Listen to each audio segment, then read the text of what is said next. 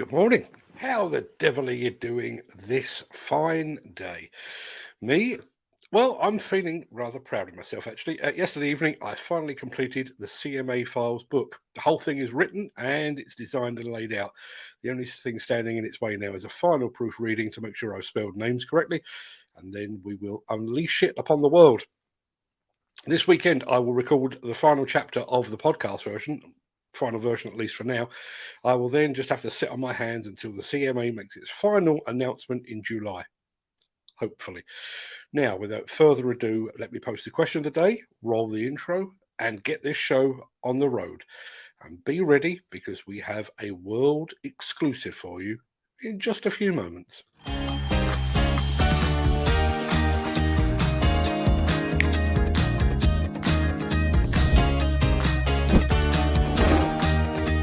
Welcome to the Breakfast Show. I'm your host, Mark Anthony.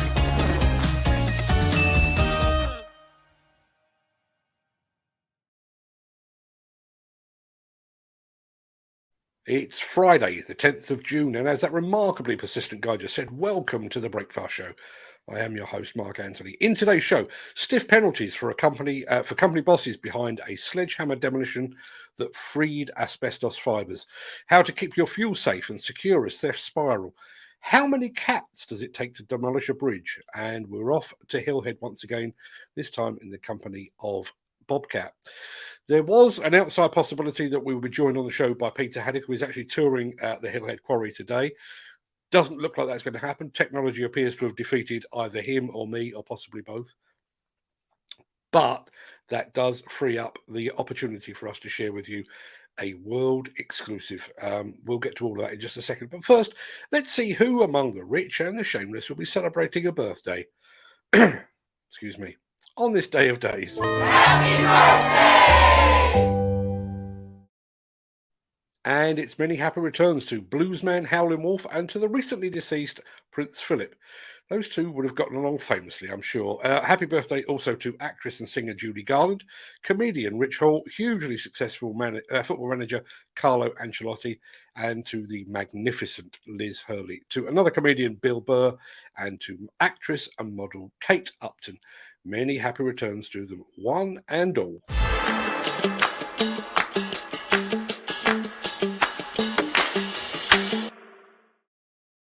Construction Inquirer is reporting this morning that two former company directors have been sentenced and fined after a refurbishment project at a former department store was found to have disturbed asbestos-containing materials, or ACMs as we all know them, while demolition work was still taking place. Newcastle Crown Court heard that during October 2017, the former Jopling's department store in Sunderland was undergoing refurbishment when workers disturbed large quantities of asbestos. Following a reported concern regarding unsafe construction work at the site, an HSE investigation revealed that vast quantities of ACMs inside the building. During several months of demolition and refurbishment work, the ACMs had been broken up using sledgehammers and brute force, according to the report. Asbestos fibres were spread across 5 floors of the building as well as outside the city centre property. At the time of the HSE's intervention, 1,315 square metres of contaminated waste was found across the shop floors and in the stairwell.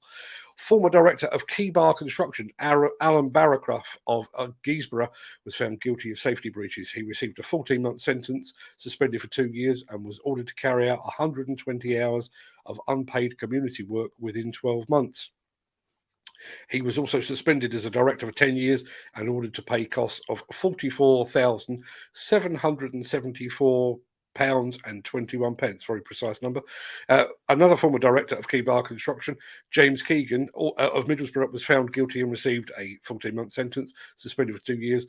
He also was ordered to carry out 120 hours of unpaid community work within 12 months, and he too was suspended as a director for 10 years.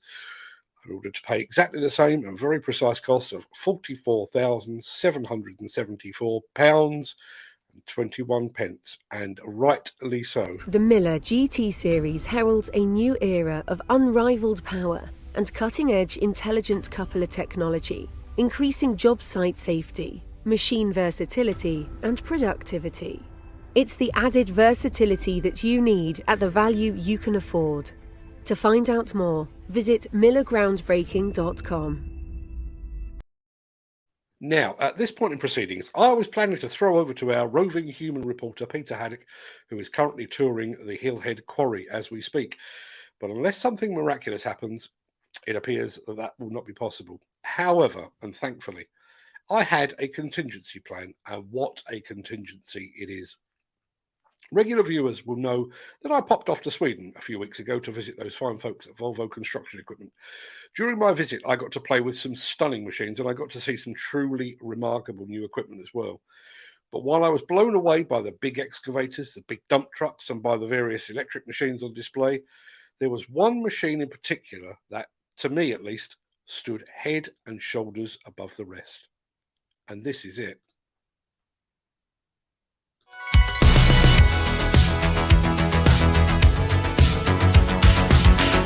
Hi, I'm Mark Anthony. I'm here in Eskilstuna with the fine folks at Volvo Construction Equipment. More specifically, I'm here with my friend Martin, who's about to talk us through one of the most exciting machines that I've seen today.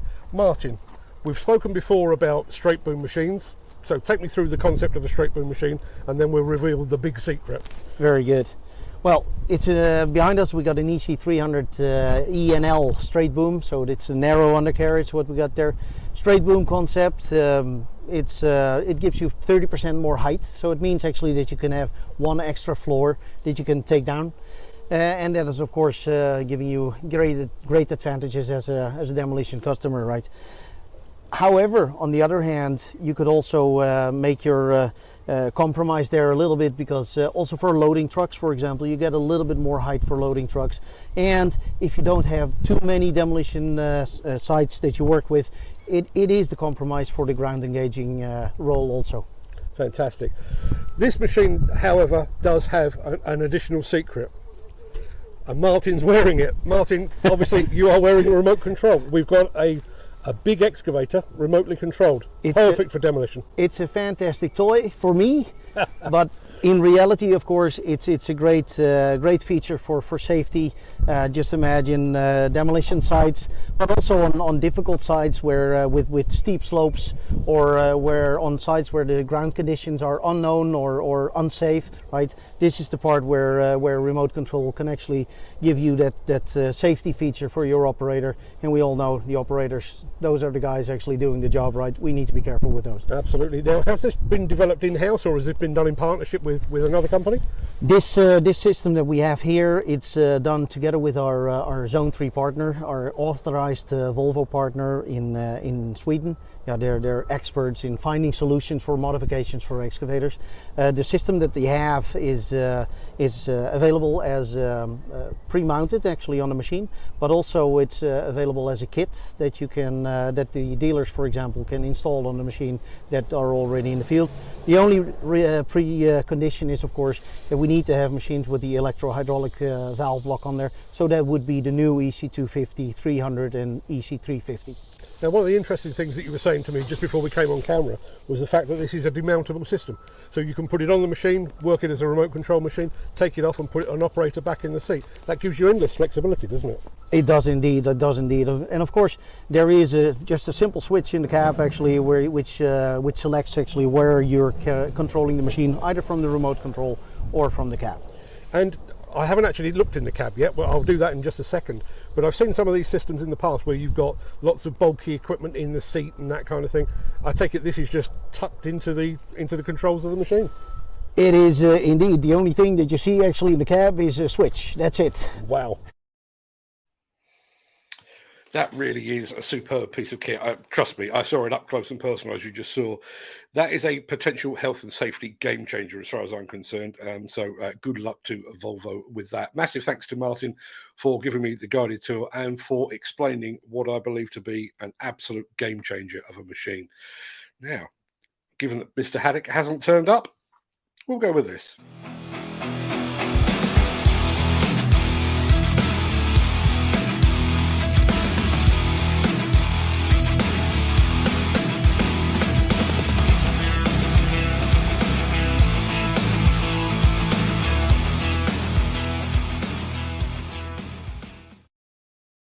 With the cost of diesel now dangerously close to hitting the £2 per litre mark, fears are growing that this will add to the wave of fuel thefts currently hitting the country. In fact, if you were here yesterday, you will know that this was a topic that we discussed in the show's after party. Well, while I was busily flapping my gums, it turns out that there was a company actually doing something to help prevent or at least reduce the spree of diesel thefts that we're all suffering at the moment. Take a look at this.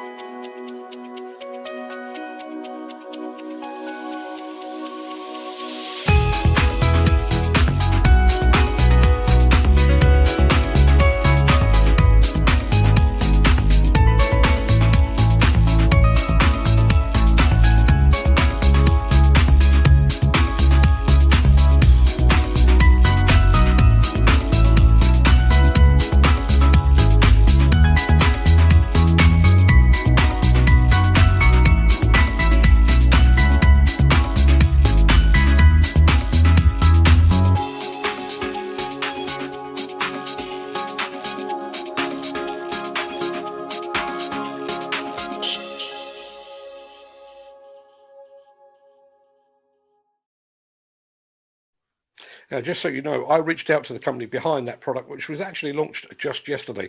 I'm hoping to get one of their team on the show next week to discuss that in greater depth. If you can't wait that long, I've just posted in the chat a direct link to the company in question and also to that product in question. So go take a closer look and get your diesel under lock and key.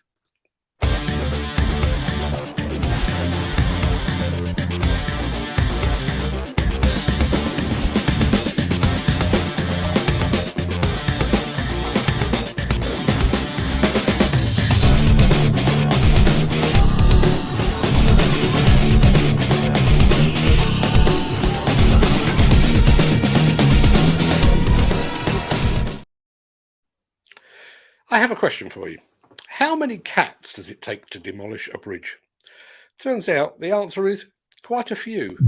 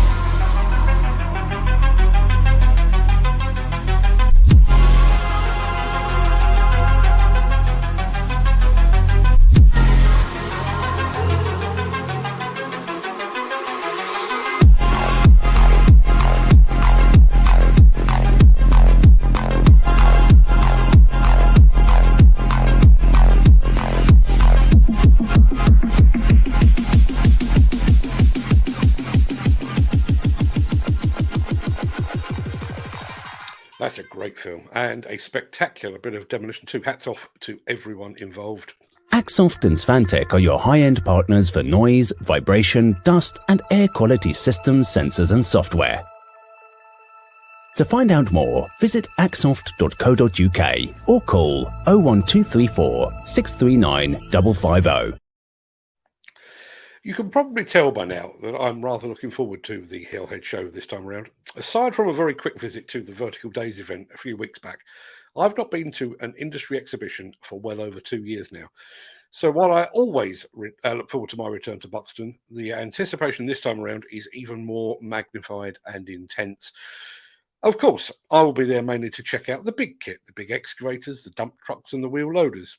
But I'll also be taking some time out to check out some of the smaller equipment that will be on display. And one of the stands on my must-see list is unquestionably the stand of Bobcat.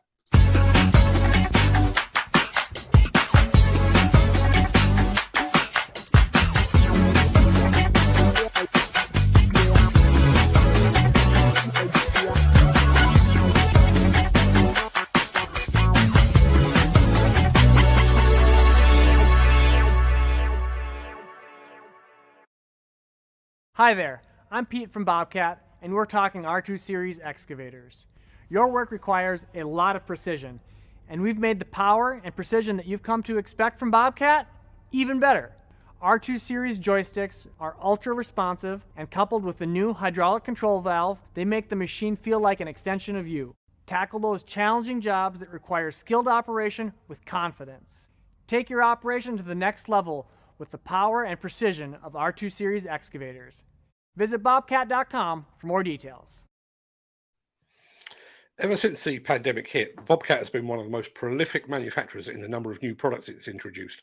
It's also been one of the most innovative too, so I'm really looking forward to seeing some of those new products and innovations in the flesh at long last. Sorry to interrupt the guy with the funny glasses, but if you're enjoying this video, please hit the like button as it helps our channel. Or, better still, share this video with a friend or a colleague. Thank you. Right, back to Beardy.